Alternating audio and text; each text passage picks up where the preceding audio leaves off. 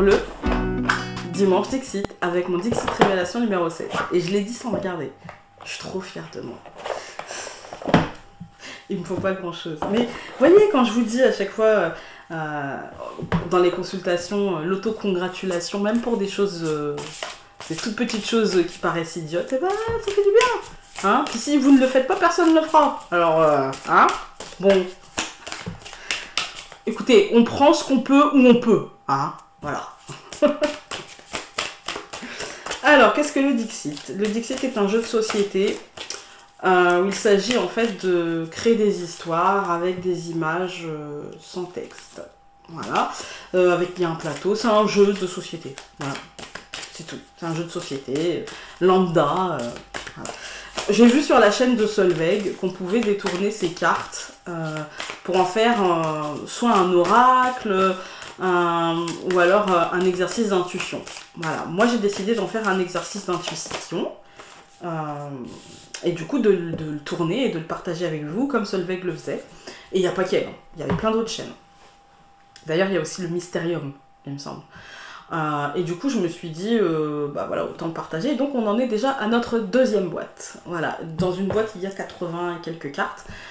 On a fait notre deuxième boîte et bah, on a quand même bien réduit le paquet. Hein. Donc, voilà. Alors, je vous montre la carte, elle est tombée face en bas. Je ne la pioche pas, j'attends qu'elle saute.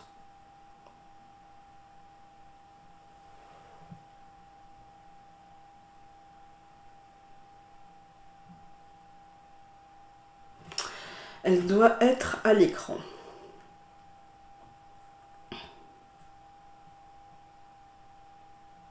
Bah, ça me fait penser à l'automne. L'automne qui arrive. Moi, ça me fait penser à ça. Les feuilles qui tombent. Il y a encore Ça me fait penser à la transition, en fait. Se préparer à la transition. Moi, ça me fait penser à ça. Voilà. Ça me fait penser à prendre ce qui peut encore être pris, à récolter ce qui peut encore être récolté.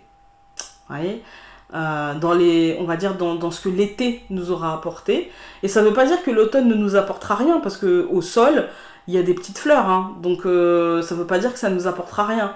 Mais il y a encore des choses à récolter peut-être cet été. Et donc il s'agit de les récolter, de ne pas laisser, de ne pas les laisser se gâcher. Voilà.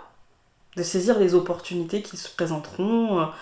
Et pour autant, c'est pas parce que on ne va pas récolter qu'on n'aura plus rien derrière, d'accord? Mais ce sera pas la même chose.